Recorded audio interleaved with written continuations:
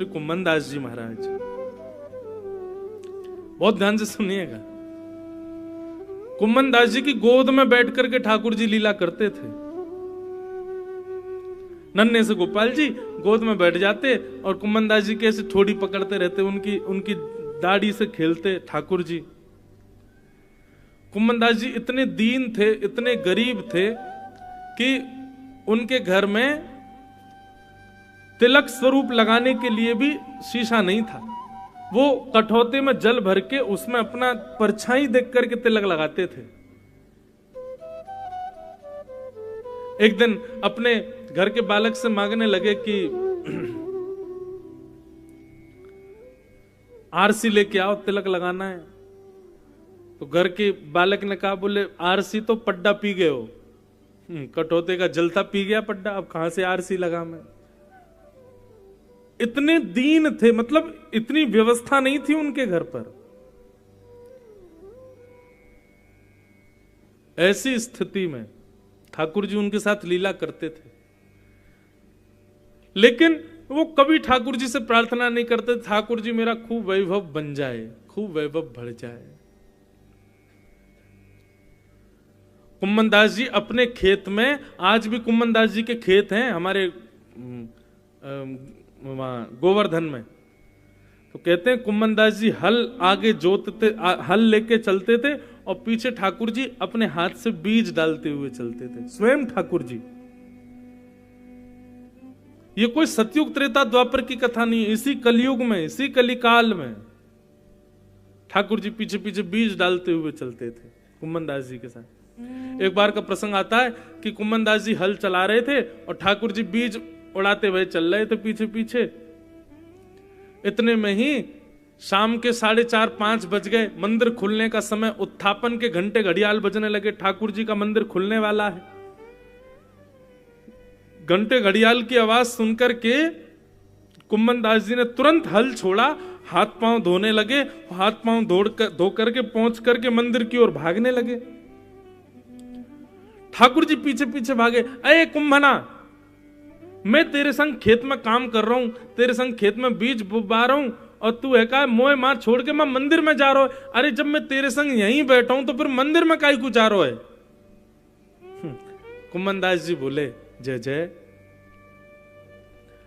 आप मेरे संग खेत में बीज बुब्बा पे आयो, आज आयो, कल आओगे कि नहीं कुछ पता थोड़ा ही है। कल आपको मन नहीं किया तो कल नहीं आओगे, परसों आपको मन किया तो फिर आ जाओगे। तो यहां मेरे पास आनो नहीं आनो ये आपके मन के ऊपर निर्भर है, लेकिन मंदिर में तो हमारे आचार्य ने आपको बिठाया है, वहां से तो आप कहीं नहीं जाओगे, इसलिए मंदिर में तो आप नित्य मिलोगे, इसलिए मंदिर का दर्शन में कैसे छोड़ दूं। आप मेरे घर आ रहे हो नहीं आओगे ये तो आपकी इच्छा है, लेकिन मंदिर में तो आप सदा विराजोगे, मंदिर तो आप कभी नहीं छोड़ सकते, इसलिए उस मंदिर को मैं क्यों छोड़ दूं, क्योंकि आप घर आ गए, नहीं, मैं उसका त्याग नहीं करूंगा। बंधु, इसको कहते हैं अहितुकी भक्ति। कैसी भक्ति? अहितुकी भक्ति।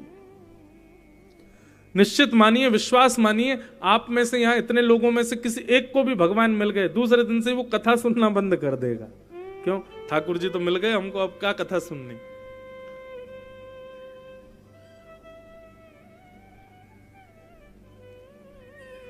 अहितुकी भक्ति किसे कहते हैं? ठाकुर जी कितना भी अनुग्रह करें पर उसके बाद भी आप अपनी दीनता का कभी त्याग ना करो, अपनी स्थिति का कभी त्याग ना करो, उसको अहितुकी भक्ति कहते हैं।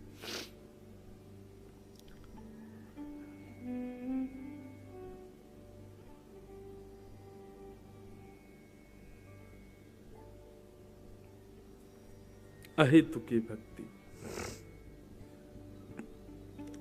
कि धर्म स्वनिष्ठितः पुंसा विश्वक्सेन कथा सुयः नोत्पादये दधिरतिं श्रमेव केवलम्।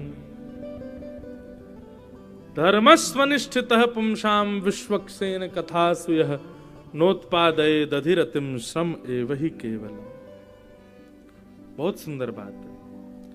आपके नाम जप का, आपकी तीर्थ यात्राओं का, आपके नदी के स्नान का, आपके संतों की सेवा का, आपके द्वारा किए गए सारे सत्कर्मों का फल क्या है? आपके द्वारा पूरे साल भर किए गए सत्कर्मों का फल क्या है?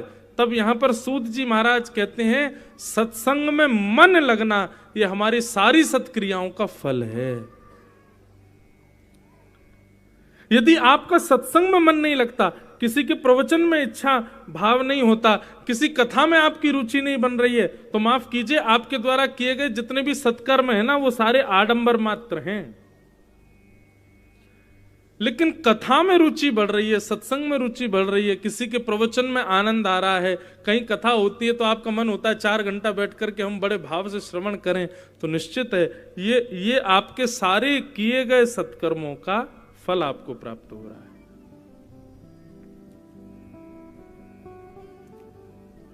विश्वक्सेन कथा सुयः नोत्पादये दधिरतिम श्रम। आपको पता है श्री हनुमान जी महाराज प्रभु चरित्र सुनवे को रसिया। अगली बार हमारी बात मान के जाना, टेकरी हनुमान जी जो लोग जाते हैं, लड्डू लेके जाओ। आज तक आप लड्डू लेकर के गए, आज तक आप सिंदूर लेकर के गए, और भी जो जो सामग्री आप लेकर के गए, हनुमान जी महाराज को ये प्रिय है, ये प्रिय है ना, सब जगह एक ही बात लिखी, प्रभु चरित्र सुनवे को रसिया। अरे इतना भी मान लो तो कोई अतिशयोक्ति नहीं, कोई सिंदूर चढ़ा रहा हो, लड्डू लगा रहा हो, उसी समय कोई कथा सुना रहा हो ना, तो हनुमान जी का पूरा ध्यान उसी की तरफ रहता है जो कथा सुनाता है। हनुमान जी साकेत कभी कभी जाते हैं, बाकी हनुमान जी पृथ्वी पर ही रहते हैं, यहां से जाते नहीं ज्यादा। क्यों? क्योंकि साकेत में सब कुछ है, कथा नहीं होती भगवान की। पृथ्वी पर कथा होती है ठाकुर जी की, इसलिए हनुमान जी को पृथ्वी कभी नहीं त्याग। पृथ्वी पर भले ही लाखों दोष हो, पृथ्वी पर भले ही बड़े पाप हो, पृथ्वी पर भले ही कितना भी बुरा हो रहा हो, लेकिन श्री हनुमान जी महाराज फिर भी पृथ्वी का त्याग इसलिए नहीं करते। क्यों? यत्र यत्र रघुनाथ कीर्तनम तत्र तत्र कृतमस्तकांजलिम वाष्पवारि परिपूर्ण लोचनम मारुतिम नमत राक्षसांतकम। क्योंकि यहां पे भगवान की सुंदर कथा होती है, हनुमान जी को वो बड़ी प्रिय है। हमें तो विश्वास है कि 7 दिन के किसी भी कथा क्रम में एक दिन एक क्षण के लिए हनुमान जी निश्चित आते हैं, जरूर आते हैं और बैठ करके कथा सुनते हैं। हमारे पूज्य नाना जी तो भागवत के वक्ता पूज्य श्री कृष्णलाल शास्त्री जी, वो तो कहते थे कि कथा कहते कहते सहज ही किसी देवता का स्मरण हो जाए, कथा कहते कहते किसी भक्त की याद आ जाए, कथा कहते कहते अनायास ही किसी का मुख से नाम आ जाए, तो यही समझना चाहिए वो कथा में आए हैं, इसीलिए उनकी हाजिरी लग रही है।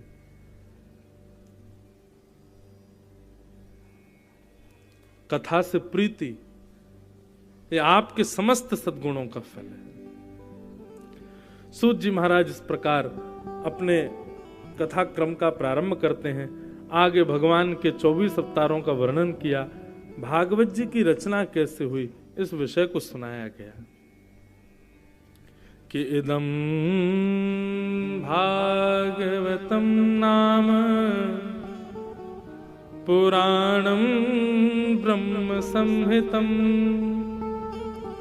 उत्तम श्लोक चरितं चकार भगवान ऋषि। वेद व्यास जी महाराज ने जब इतने ग्रंथ लिख दिए थे, ऑलरेडी 4 वेद लिख दिए थे, सब कुछ लिख दिया था, तो फिर भागवत लिखने की क्या आवश्यकता?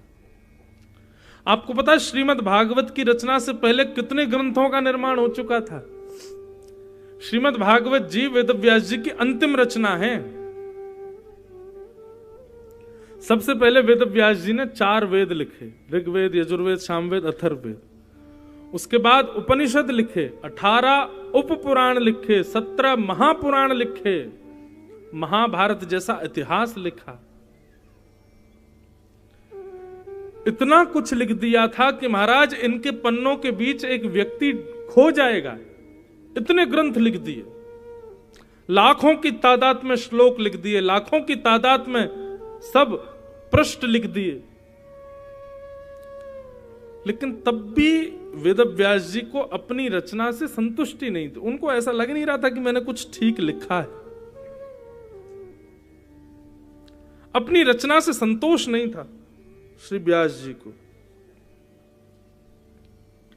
तब वहां पर नारद जी का आगमन हुआ। बहुत ध्यान से सुनिएगा, इस भागवत की रचना कैसे हुई ये बात हम बता रहे हैं।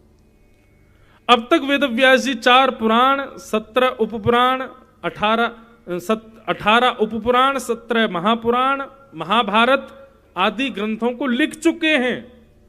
अभी भागवत की रचना नहीं हुई थी। दुखी बैठे थे ब्रह्म नदी सरस्वती के तट पर, तभी वहां नारद जी का आगमन हुआ। नारद जी ने आकर के वेदव्यास जी से कहा, व्यास जी क्या बात है, आप इतने दुखी क्यों हो? वेदव्यास जी महाराज बोले, मैंने इतने सारे ग्रंथ लिख दिए, इतनी सारी रचनाएं कर दी, वेद लिख दिए, पुराण लिख दिए, सब लिख दिया, मेरे मन को शांति क्यों नहीं है? मुझे अपनी रचना से संतोष क्यों नहीं मिल रहा है?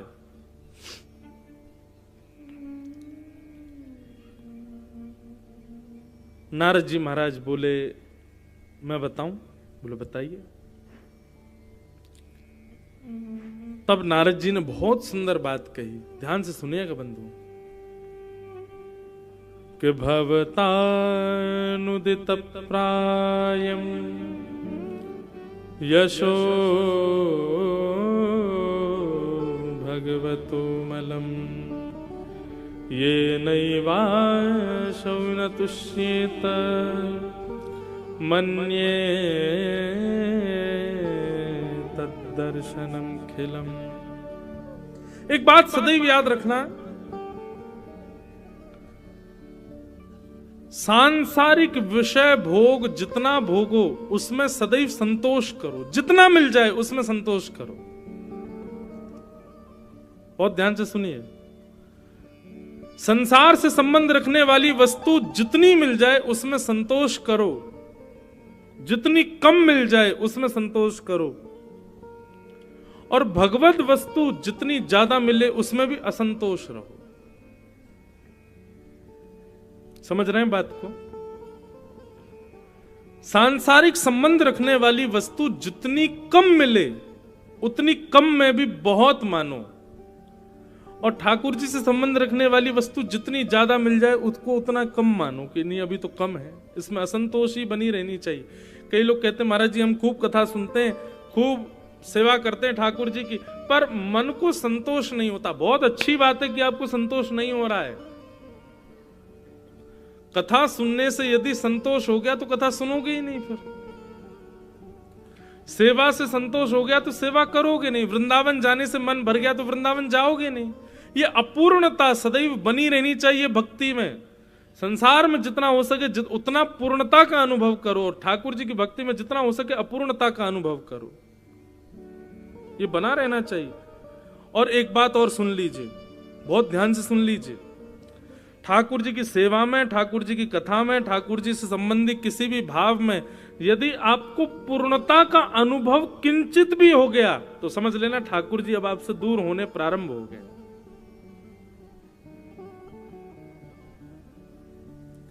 किसी ने कहा चलो वृंदावन चल रहे हैं, भाई खाली तो बैठे हो, क्या कर रहे हो यहाँ पे, चलो वृंदावन चलें। ठीक है, आप जा सकते हो, बन सकती है लीला, आप होके आ सकते हो, लेकिन आपके मन में क्या, सर्दी पड़ रही है यार, कंबल में पड़े रहेंगे, क्या वृंदावन जाएं, मां तो यहां से भी ज्यादा सर्दी है। और ये विचार करके आलस्य के कारण आप वृंदावन जाना अपना स्थगित करते हो, तो ये मत सोचना कि आप नहीं गए हो, ठाकुर जी ही नहीं चाहते कि आप आओ। इसी आपके हृदय में वो आलस्य प्रकट हो रहा है। नित्य कथा सुनने आ रहे हो, एक दिन 2 दिन आ गए, तीसरे दिन अरे यार वही कथा, वही व्यास जी, वही भजन, वही कीर्तन, वही जगह, क्या क्या सुन लेंगे, बात होती रहती है गुना में कथा, कभी और सुन लेंगे। तो ये मत सोचिए कि आप नहीं गए हैं, भागवत जी नहीं चाहती कि आप आओ और सुनो। जिस दिन आपके हृदय में ठाकुर जी की भक्ति, कथा, सेवा के प्रति संतुष्टि सी हो जाए और पूर्णता सी लगने लग जाए, बस हो गया, उस दिन समझना अब ठाकुर जी दूर हो गए। ठाकुर जी कम से कम 10 कदम पीछे चले गए आपसे, और धीरे धीरे पीछे ही जाएंगे। लेकिन एक व्याकुलता बनी है, जैसे प्यासे को पानी की व्याकुलता रहती है, ऐसी आपके भीतर भी व्याकुलता है। कब मेरा काम पूरा हो, कब मैं कथा में जाऊं, कब मेरी ये पूरा हो, मैं तुरंत पहुंच जाऊं। लोग बाग मिलने के लिए आते हैं, तब आकर के बताते महाराज जी हम जा रहे थे, हमको तब पता चला यहाँ कथा हो रही है तो हम रुक गए। मैं उनसे तो सामने नहीं बोलता, पर मन में भाव आता है आप रुके नहीं है, ठाकुर जी ने रोका है।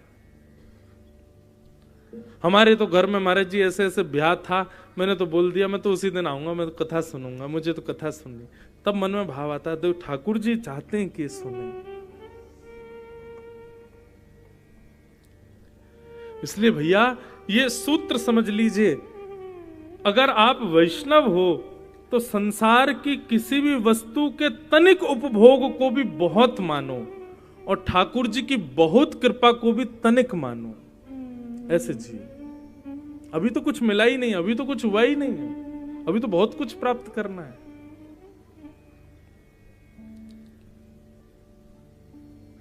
संतोष हृदय में नहीं होना चाहिए भक्ति के प्रति।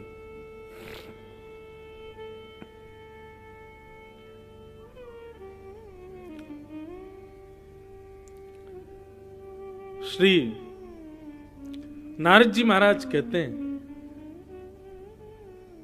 एक प्रसंग याद आया मुझे, कथाओं में कहा करता हूं कभी कभी, कि जब भगवान नृसिंह प्रकट हुए खंभ भेदन करके, हिरण्यकश्यप का वध कर दिया भगवान ने। उसके बाद भागवत में वर्णन आता है कि इतना बड़ा स्तुति प्रकरण है नृसिंह अवतार में, शायद ही कोई देव बचा होगा जिसने भगवान की स्तुति नहीं गाई। स्तुति मतलब भगवान को प्रसन्न ना किया हो। तो वहां प्रश्न करते हैं शुकाचार्य जी से, परीक्षित जी इतनी स्तुति क्यों गाई जा रही है? बोले क्योंकि ठाकुर जी भयंकर क्रोध में है, ठाकुर जी को गुस्सा आ रहा है बहुत ज्यादा, और ठाकुर जी के क्रोध के कारण थोड़ी थोड़ी धरती हिल रही है, आकाश में बादल गरज रहे हैं, समुद्र में सुनामी आ रही है, सबको यह भय लग रहा है कि कहीं प्रलय ना आ जाए। अभी तो सतयुग चल रहा है, त्रेता द्वापर कलयुग अभी आने बाकी है, लगता है सतयुग में ही प्रलय हो जाएगी। इसलिए सब आकर के स्तुति भगवान को शांत करने का प्रयास कर रहे हैं। जब सबने स्तुति गाली तब भी ठाकुर जी का क्रोध शांत नहीं हुआ। तब सबसे अंत में लक्ष्मी जी आती हैं, भगवान की पत्नी। पति किसी से ना रीझे, पत्नी रिझा लेगी उसको। लक्ष्मी जी ने आकर के कहा तुम लोग सब पीछे हटो, मैं अभी स्तुति गाती हूं, ठाकुर जी तुरंत रीझ जाएंगे। लक्ष्मी जी ने जाकर के भगवान की जब स्तुति गानी प्रारंभ की तो ठाकुर जी और जोर से चिल्लाने लगे। लक्ष्मी जी भी भाग गई वहां से, और बल्कि ये तक और कह गई, बोले ये मेरा पति है ही नहीं, तुमने किसी शेर को बैठा दिया है, और मेरे पति तो बड़े कोमल हैं, वो सुकोमल हैं, उनका हृदय कितना कोमल तुम क्या जानो, ये शेर के रूप में कौन बैठा भीतर, ये नारायण नहीं है। लक्ष्मी जी ने तो नारायण से स्वीकार करने तक को मना कर दिया कि नारायण है ही नहीं है। तब ब्रह्मा जी प्रहलाद जी के पास जाते, बोले प्रहलाद ठाकुर जी का क्रोध शांत नहीं हो रहा है, और ये हमारे चाहने से होगा भी नहीं, क्योंकि ठाकुर जी तुम्हारे लिए आए हैं, तुम जाओ ठाकुर जी की सेवा, ठाकुर जी के लिए कुछ कहो। तब प्रहलाद जी ने भगवान की स्तुति गाई। वैसे तो प्रहलाद चरित्र भी कल परसों तरसों आएगा, लेकिन अब अपूर्णता, भक्ति में स्वयं को सदैव अपूर्ण मानना, ये विषय चला तो मुझे प्रहलाद जी का स्मरण हो गया। प्रहलाद जी भगवान से कहते हैं कि ब्रह्मादय सुर गुणा मुनयोथ सिद्धा सत्वैकतान मतयो वचसां प्रवाहे नाराधितुं पुरगुणैः अधुनापि पिप्रू किं तुष्टुमर्हति समे हरिरुग्र जाते। हे ठाकुर जी, आप इतने क्रोधित मत होइए। बड़े बड़े देवता अपनी लच्छेदार वाणी में आपकी स्तुति गा रहे थे, वे आपके क्रोध को शांत नहीं कर पाए, तो मेरी क्या पहुंच कि मैं अपनी तोतली वाणी से आपको शांत करूं। बहुत ध्यान से सुनिए सब लोग, बहुत सुंदर बात है। प्रहलाद जी की आयु कितनी है? 4.5 वर्ष के हैं। अभी 4.5 वर्ष का कोई बालक यहां पे हो ना, उससे बुलवाना जरा, वो भी तुतला के ही बोलेगा, स्पष्ट नहीं बोल पाएगा। 4.5 वर्ष के प्रहलाद जी महाराज भगवान से कहते हैं कि भगवान, इतने सारे देवताओं ने लच्छेदार वाणी में संस्कृत में अपनी सुंदर भाव, अपने सुंदर संस्कृति से आपकी सुंदर स्तुति गाई, आप उनकी स्तुति से शांत नहीं हुए, तो मुझसे तो अभी प्रहलाद भी स्पष्ट बोलना नहीं आता, मैं तो तुतलाता हूं, छोटा बालक हूं, मैं आपको कैसे प्रसन्न कर सकता हूं नाथ। पर मुझे आपके ऊपर विश्वास क्यों है पता है? गजयूथ पारी, बोले मैं तो फिर भी बोलना जानता हूं, पर वो गजेंद्र, वो हाथी, वो तो बोलना भी नहीं जानता था, आपने तो उस पर भी अनुग्रह किया। यदि मैं ये सोच करके पीछे हट जाऊं कि देवताओं की जैसे लच्छेदार वाणी मेरे पास नहीं है, मैं तो तुतला करके बोलता हूं, मैं तो अभी छोटा बालक हूं, तो ये मेरे लिए बहुत बड़े दुर्भाग्य की बात होगी, क्योंकि आप तो उस पर भी कृपा करते हो जो बोलना भी नहीं जानता, जो एक सामान्य जानवर है, उस गजेंद्र पर भी आप कृपा करते। नाथ शांत हो जाइए ना। ओहो, ये बात सुनते ही नृसिंह भगवान के तो सब गुस्सा उससे सब ठंडा हो गया और तुरंत दौड़ करके गए, प्रहलाद को हृदय से लगा लिया, अपनी जीभ से चाटने लगे, वरदहस्त प्रहलाद जी के सिर पर घुमाने लगे, बार बार अपने अंक में भरने लगे। नन्हे से प्रहलाद जी को ठाकुर जी ने अपने हृदय से लगा लिया। ठाकुर जी का क्रोध शांत हो गया, पृथ्वी जो थोड़ी थोड़ी हिल रही थी वो शांत हो गई, समुद्र के उफान शांत हो गए, आकाश में बादल गरज रहे थे सब शांत हो गए, देवता सब प्रसन्न हो गए, जय हो जय हो जय हो। इतना सब कुछ हो गया, तब प्रहलाद जी क्या कहते हैं? भगवान, आपको हाथ देखना आता है? नृसिंह भगवान बोले, ये रेखा हम ही बनाते हैं तो हमको देखना नहीं आता होगा। अच्छा भगवान, जरा आप मेरे हाथ की रेखा देख लो। ठाकुर जी के हाथ में अपना हाथ रख के बोले, जरा मेरी हाथ की रेखा देखना भगवान। 4.5 वर्ष के प्रहलाद जी अपने हाथ की रेखा दिखा रहे हैं, छोटी छोटी रेखा बनी हुई है उनके हाथ में। भगवान बोले, क्या देखना है?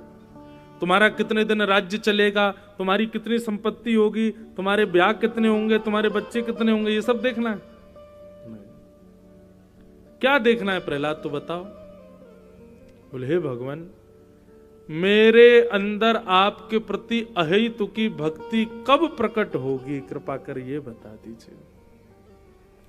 मैं आपका निष्काम भक्त कब बनूंगा, मुझे कृपा कर ये बता दीजिए। भगवान बोले, प्रहलाद,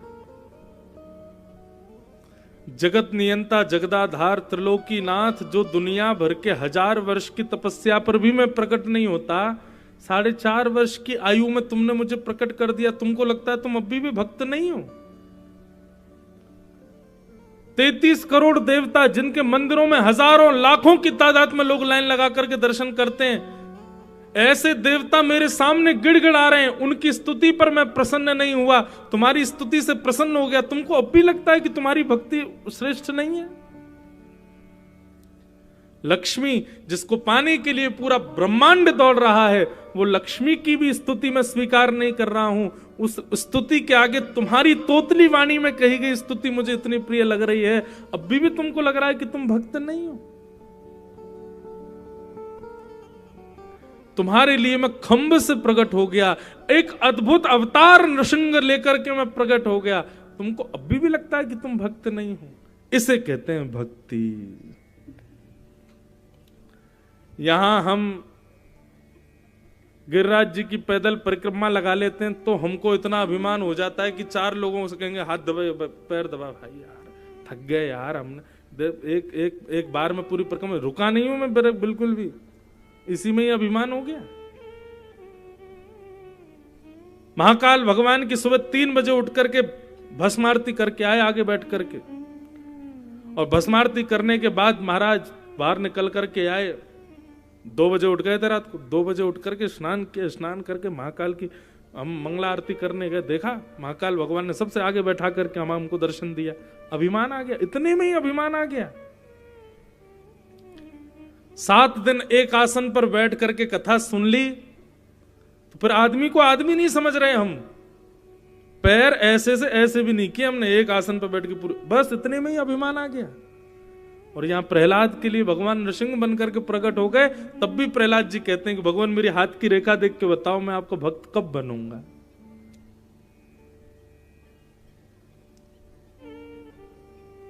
इसको कहते हैं अहेतुकी भक्ति। अपनी भक्ति में कभी भी संतोष मत करना बंधुओं, नहीं बहुत कर लिया मैंने, नहीं, अभी तो कुछ नहीं किया हमने,